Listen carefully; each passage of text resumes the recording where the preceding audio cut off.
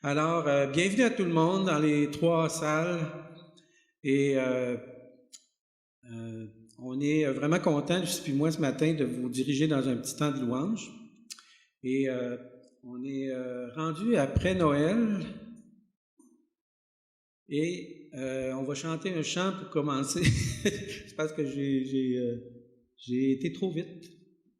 Alors, on va chanter le premier chant, puis après ça, je vais faire une petite introduction.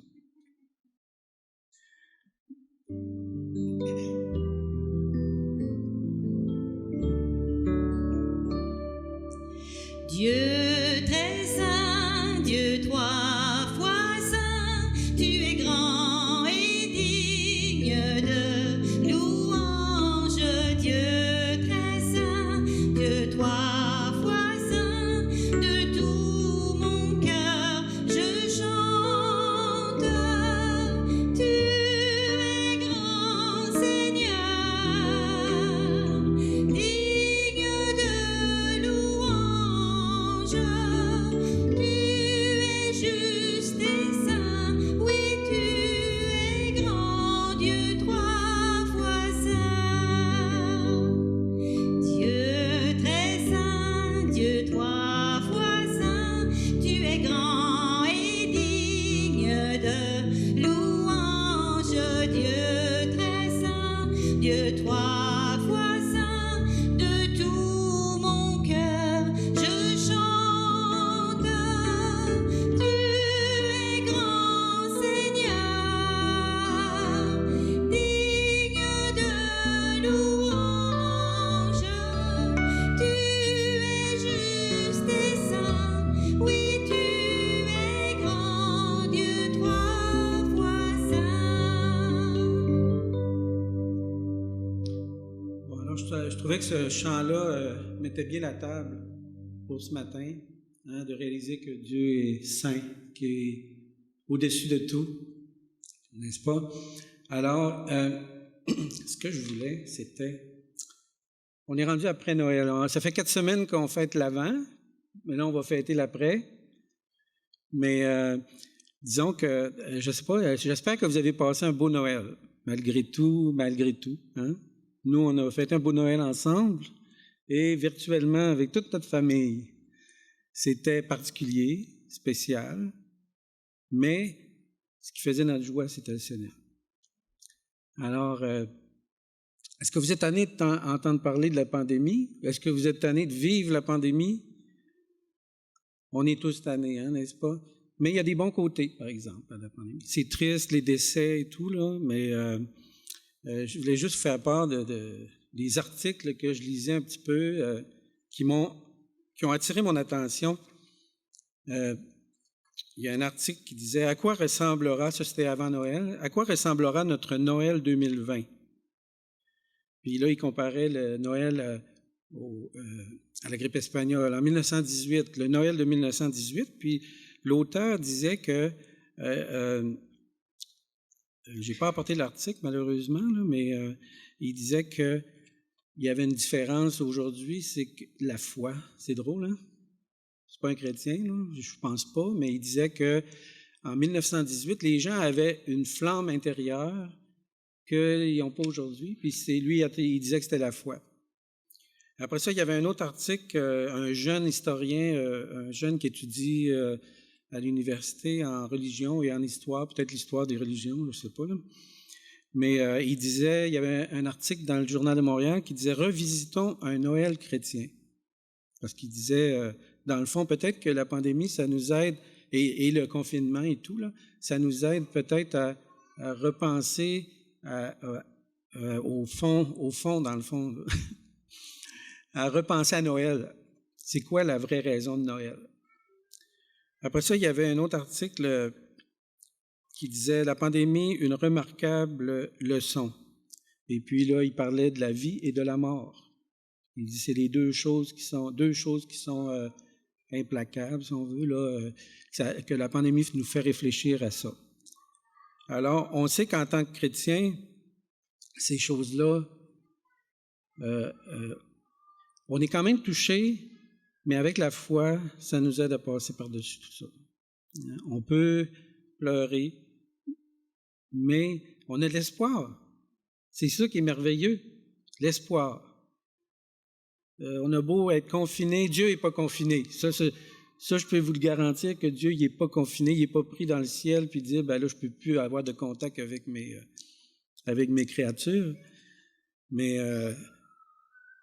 on sait que Dieu est accessible toujours, peu importe. Alors, les chants de ce matin, j'avais pensé de faire des chants qui nous encouragent dans notre vie, et en particulier dans ces temps-ci, parce que là, l'année 2021 va commencer. Et en tout cas, du moins pour les premiers mois, ça ne changera pas beaucoup d'avec aujourd'hui. Alors, on a besoin de se tourner les yeux vers le Seigneur. Et c'est les chants qu'on va faire ce matin. J'espère que ça va vous encourager. Alors, merci Seigneur pour ce temps qu'on peut avoir ensemble entre frères et sœurs, malgré tout. Merci qu'on a l'autorisation de pouvoir être un certain nombre dans chaque salle. Et bénis ce temps qu'on a ensemble et que nos yeux soient tournés vers toi. Amen.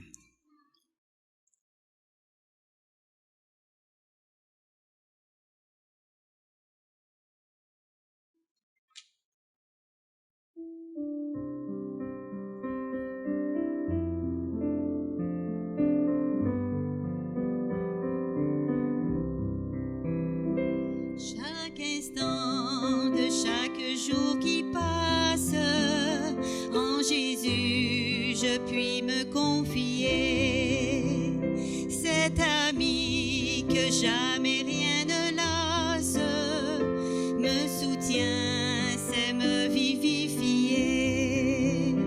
Et son cœur si patient, si tendre, c'est pourvoir aux besoins de ma foi. À lui seul j'ai appris à m'attendre, et je sais qu'il s'occupe de moi. Aide-moi à n'avoir confiance qu'en toi seul, mon maître, mon Seigneur.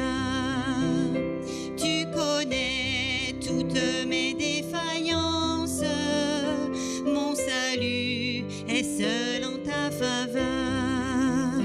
Et son cœur si patient, si tendre, c'est pourvoir aux besoins de ma foi. À lui seul j'ai appris à m'attendre, et je sais qu'il s'occupe de moi.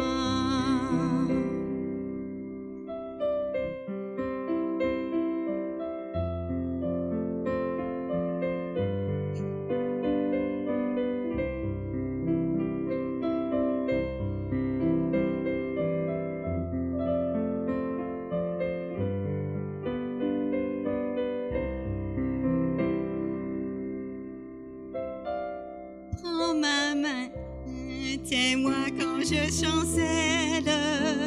Le chemin est sombre et rocailleux. Oh, permets que je te sois fidèle. Conduis-moi jusqu'au séjour des cieux. Et son cœur si patient, si tendre, c'est pourvoir aux besoins de ma foi. À lui seul j'ai appris à m'attendre, et je sais qu'il s'occupe de moi. Oui, je sais qu'il s'occupe de moi.